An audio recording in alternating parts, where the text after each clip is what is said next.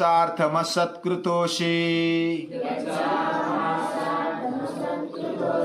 विहारशय्यासन भोजनेषु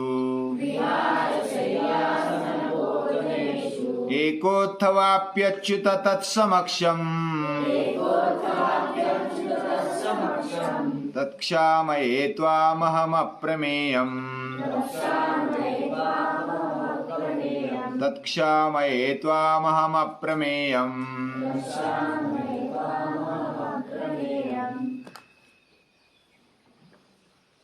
हम महर्षि अत्रि का चरित्र देख रहे हैं, उनकी कहानी सुन रहे हैं। महर्षि अत्रि प्रजापति और वाग्देवी के पुत्र हैं। उन्होंने कर्दम ऋषि और देवहूति इनकी जो बेटी है उनके साथ शादी बनाई, विवाह किया। उनकी पत्नी का नाम है अनसुया और अनसुया जैसी पत्नी और साक्षात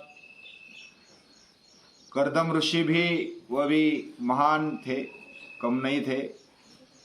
उन्होंने भी धन्यता लगी कि ऐसे जामात मुझे मिल गए। अत्रि ऋषि, बहुत सारे ऋषि ऑलराउंडर ही है, वो भी ऑलराउंडर थे। उन्होंने अपने जीवन में जो ध्येय रखा था उसके लिए वो अडिग थे, हिले नहीं। उसके लिए उन्होंने राजा से भी कुछ पंगा लेना पड़े तो पंगा लिया है। उस समय का राजा भी ऐसा था, वो भौतिकता में ज्यादा मन रखता था। तो उसको सुनाया कि तेरे ये विचार मुझे मान्य नहीं है। तू राजा है तो राजा ने अपना कर्तव्य बहुत ही अचूक, यानी कि बिना गलती किए उसको करना चाहिए। तो ये बात राजा को भी अच्छी नहीं लगी और बहुत सारे लोग उनकी तरफ हो जाते, अत्रि ऋषि की तरफ। तो राजा को लगा कि ये माथे पर पानी फिराएगा, इसके लिए इसको थोड़ा दंड दे दो। तो उन्होंने क्या किया, कुछ ना कुछ उनको फंसाकर जेल में डालने की सोचा। और उनको जब जेल ले जा रहे थे, शादी होने के बाद उन्होंने जो भी काम चलाया, यानी सब कवियों का, होशियार लोगों का एक समूह बनाया, संघ बनाया और वह अलग अलग विषयों पर मेहनत करते थे, अभ्यास करते थे और अपनी संकल्पनाएं स्पष्ट करते थे, खुद की और बाकी सब जो भी संघ में थे उनकी, सभी की, और पूरे समाज में उनका प्रभाव दिखाई देने लगा। तो ये प्रभाव ऐसे राक्षसी वृत्ति वाले, असुर वृत्ति वाले लोगों को सहन नहीं होता। तो उन्होंने राजा का भी, जैसे राजा का भी विरोध था, राजा भी ऐसे विचार वाला था, तो उनका भी विरोध हो गया। तो उन्होंने जेल में डाल दिया और जेल में डालने के बाद जब ले जाते थे तब एक प्रसंग हुआ। यानी मांडव्य ऋषि ले जाते थे और मांडव्य ऋषि जब लेने के लिए आए और राजकीय दृष्टि से वह एक अलग विचार कर रहे थे, राजा का मानना ही चाहिए। और अनुसुईया की जो मैत्रीण थी उसका नाम था शांडिली, और शांडिली भी अंधेरा पड़ गया था तो उस समय ले जा रहे थे अत्रि ऋषि को। उस समय शांडिली का धक्का लग गया इस मांडव्य ऋषि को। मांडव्य ऋषि ने शाप दे दिया कि कल तक तेरा पति जिंदा नहीं रहेगा, तू विधवा बन जाएगी। मुझे धक्का लगाया। तो शांडिली भी कम नहीं थी, उसने भी अभ्यास किया था, वो भी तेजस्वी थी। उसने अनुसुईया के पास कहा कि ऐसा ऐसा हुआ है, और वो भी मांडव्य ऋषि को बोलती है शांडिली कि देखते सूरज जी कैसा उगता है, यानी इस तेजस्विता से वो बोल रही है। और अनुसुईया के पास आ गई। अनुसुईया भी बड़ी तेजस्वी है। और शांडिली ने कहा अपनी मैत्रीन से कि ऐसा ऐसा हो गया, मुझे शाप दे दिया कि तेरा पति मर जाएगा, और मैंने ऐसा जानबूझकर धक्का नहीं लगाया, अंधेरे में धक्का लग गया, तो मेरी कुछ गलती नहीं है। तो अनुसुईया ने कहा जो भी होना होता है वो होता है, वो मेरे हाथ में भी नहीं, तेरे हाथ में भी नहीं। यानी अगर तेरा पति मरना ही है तो मर जाएगा, ये मांडव्य ऋषि के शाप देने पर नहीं मरेगा। अगर मरना है तो नियति उसको ले जाएगी। लेकिन हम अगर प्रामाणिक है, हम मेरा तपोबल, और शांडिली भी प्रामाणिक थी, और हमारा तपोबल, हमारी मेहनत, हमारी प्रामाणिकता अगर सही है, भगवान को अच्छी लगती है, या तो उसको वो सही लगती है, तो तेरे पति को कुछ नहीं होगा। यानी हमारी जो इच्छा है वो प्रामाणिक है, और हमने कोई गलती नहीं की है तो डरने की कोई बात नहीं है, तो बिंदास आजा, तेरा पति नहीं मरेगा। तो इस प्रकार ये तेजस्वी अनुसुईया भी दिखाई देती है, शांडिली भी दिखाई देती है। और अत्रि ऋषि को जेल में डाल दिया गया। अत्रि ऋषि ने जो भी प्रतिकार किया है वो बहुत ही तीव्र है। यानी किसी ऐसे सत्ताधारी का प्रतिकार करना या तो उसकी गलती बताना, ये कोई आसान बात नहीं होती, और उसका परिणाम भी अच्छा नहीं होता। कोई सत्ताधारी को अगर हम विरोध करते हैं तो सत्ताधारी वह हाथ उठाता है, अपना बड़का दिखाता है। तो वैसा अत्रि ऋषि को बहुत तकलीफ दे दी। फिर भी वो डरे नहीं। वो बोलते हैं कि जो सत्य है वह मैं बोलता हूं, और उसके लिए कोई डरने की बात नहीं। जो भी दुख झेलना पड़े मैं झेलूंगा। और कुछ दिनों के बाद छोड़ दिया, बहुत तकलीफ दे दी। बाकी भी जो विरोधक थे अत्रि ऋषि के, वो भी खड़े हो गए।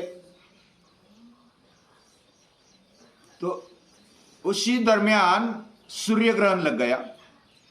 सूर्य ग्रहण मालूम है ना, सूर्य के आगे चांद आ जाता है और वो काला काला पड़ जाता है। इस प्रकार सूर्य ग्रहण लगने के साथ साथ बाकी लोगों में चर्चा होने लगी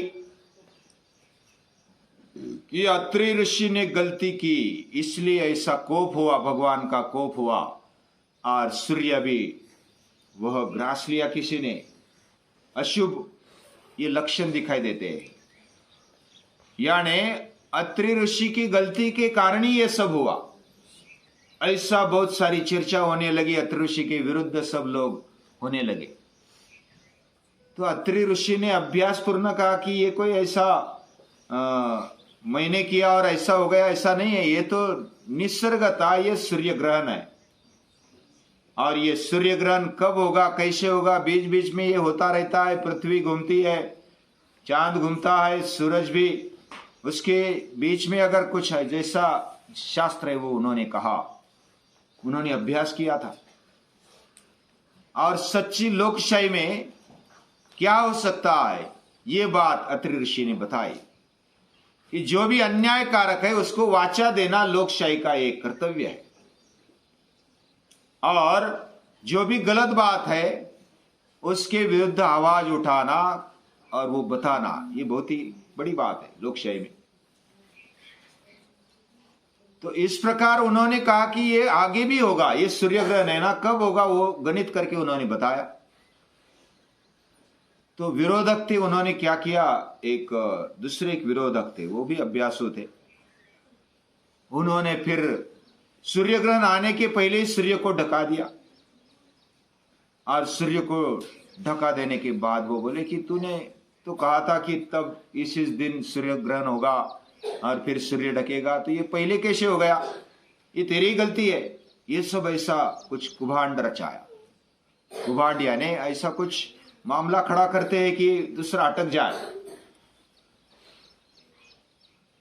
क्या ऐसा हो सकता है कि सूर्य को ढका दिया? क्या इतनी ताकत हो सकती है?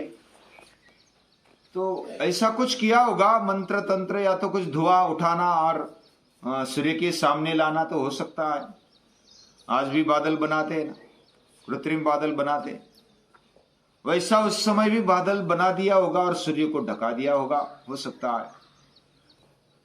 फिर बाद में अत्रि ऋषि का जो बताया गया था वो सूर्य ग्रहण बाद में फिर से हो गया, तो सभी को लगा कि जो अत्रि ऋषि कह रहे बहुत ही सही है। तो अत्रि ऋषि ने इस प्रकार विरोध किया है, जो गलत बात है उसका विरोध किया है, अंधश्रद्धा का निर्मूलन करने का काम किया है। बहुत सारी अंधश्रद्धाएं होती है लोगों में, बिना बुद्धि को चलाए वह कुछ अनाप शनाप बातें करते रहते हैं और दोष किसी और पर दे देते हैं। अत्रि ऋषि ने बताया कि हमारे कर्म का ही परिणाम होता है, हमें जो भी दुख मिलता है हमारे कर्म का परिणाम होता है। कर्मानुगो गच्छति जीव एकः। इस प्रकार उन्होंने जीवन जिया है और बहुत ही बड़ा संघर्ष किया है। उनका दिमाग बहुत ही तेजस्वी विचारों वाला था, उनके हाथों में पुरुषार्थ था, उनके हृदय में प्रेम भी था। अनुसुईया भी उनके साथ डटकर खड़ी हो गई थी और उन्होंने अपने प्रार्थना में भगवान के पास कहा कि भगवान मुझे पुत्र चाहिए, लेकिन ऐसे पुत्र चाहिए कि वो सभी ओर से वो परिपूर्ण हो। जैसे प्रजापति ने काम शुरू किया है, प्रजापति और वाग्देवी ने ये संस्कृति का काम, भगवान का काम शुरू किया है, तो मुझे भी ये जिम्मा दिया गया, मैं भी ये काम कर रहा हूं और आगे भी चलना चाहिए। तीन तीन पीढ़ी तक जब ये विचार रुझेगा, ये समाज में रहेगा, तब इन विचारों के साथ समाज खड़ा होगा और एक नया पीढ़ी, नई समाज की निर्मित होगी। तो इसलिए मुझे पुत्र चाहिए। तो उनके लगभग 5 पुत्र हुए। 5 पुत्रों में पहला पुत्र है वह दत्तात्रेय, दुर्वासा, उसके बाद सोम, और एक पुत्र का नाम मैं भूल गया, और एक पुत्री भी हो गई, अमला नाम की थी। तो इस प्रकार जो दत्तात्रेय भगवान थे, उनको ऐसा मांगा है कि मुझे ये त्रिगुणों के पार रहने वाला ऐसा पुत्र चाहिए, और उसमें 3 गुण ये भी होने चाहिए, जैसा ब्रह्मा विष्णु महेश। ब्रह्मा निर्मिति का काम करता है, विष्णु पालन पोषण का काम करता है, और जो शंकर भगवान है वो संहार का काम करते हैं। तो ऐसे तीनों गुण मेरे पुत्र में रहे। वह सद्विचारों का निर्माण करे, स्वर्ग का निर्माण करे, उसका रक्षण भी करे, और कुछ दुष्ट विचार है, दुर्प्रवृत्ति है, दुष्ट प्रवृत्ति है, उसका संहार भी करे। इस प्रकार वह तीनों गुणों से युक्त हो, उसके दिमाग में अच्छे सच्चे विचार हो, उसके हाथों में पुरुषार्थ हो, और उसका दिल हृदय प्रेम से भरा हो। ऐसा पुत्र मुझे चाहिए। तो सचमुच भगवान दत्तात्रेय वो वैसे निर्माण, दत्त अत्रेय, अत्रेय यानी अत्रि ऋषि के पुत्र, इसलिए अत्रेय, और दत्त यानी भगवान ने दिया हुआ। तो इस प्रकार दत्त भगवान ने भी बहुत अच्छा काम किया है आगे जाकर के। उनका भी चरित्र बहुत ही अच्छा है, पढ़ने जैसा है। उन्होंने 24 गुरु किए थे। तो अत्रि और अनुसुईया मिलकर भगवान का काम किया, संस्कृति का काम किया है। उन्होंने अपने जीवन काल में बहुत सारा संघर्ष भी किया, और उनका कुल अत्रि कुल माना जाता है और बहुत बड़ा कुल है। परम पूजनीय दादाजी यानी पांडुरंग शास्त्री आठवले वो अत्रि कुल के हैं, अत्रि गोत्रोत्पन्नो हम, ऐसा वो बोलते हैं। और उनको भी गौरव है, हमें भी गौरव है कि ऐसा कुल अभी भी चल रहा है। और अत्रि ने अत्रि संहिता और अत्रि सूक्त नाम का एक संरचना की, वेदों में इसका उल्लेख है। अत्रि संहिता में और अत्रि सूक्त में उन्होंने तेजस्वी विचार कहे, और जो हमारा जीवन है वो 3 गुणों से परिपूर्ण होना चाहिए। 3 गुण क्या? ज्ञान होना चाहिए, कर्म होना चाहिए और भक्ति और प्रेम होना चाहिए जीवन में। यानी जैसे हमने कल देखा था, हमारा हेड, उसमें अच्छे थॉट्स होने चाहिए, दिमाग में अच्छे विचार, सही विचार होने चाहिए, सही सोच, और हाथों में ताकत, मेहनत करने की शक्ति होनी चाहिए, और हृदय में प्रेम होना चाहिए। यानी हेड, हैंड और हार्ट, इसमें सही विचार दिमाग में और योग्य ताकत हाथों में, उसका उपयोग भी सही होना चाहिए। सही विचार है तो सही उपयोग भी होगा, और दिल में प्रेम होना चाहिए, भाव होना चाहिए। ये बात हमारे जीवन में होनी चाहिए, सभी के जीवन में होनी चाहिए, तो समाज भी अच्छा चलेगा, व्यक्ति जीवन भी खड़ा होगा, समाज जीवन भी खड़ा होगा। और सच्चे लोकशाही के उद्गाता अत्रि ऋषि माने जाते हैं। उन्होंने जो भी अपने जीवन में कार्य किया है वो महान है। ऐसे अत्रि ऋषि को याद करते हैं। और अनुसुईया के साथ, यानी उनकी जो पत्नी है वो भी बहुत बड़ा काम करने वाली, तेजस्वी है, उनके साथ अत्रि ऋषि को नमन करते हैं, प्रणाम करते हैं।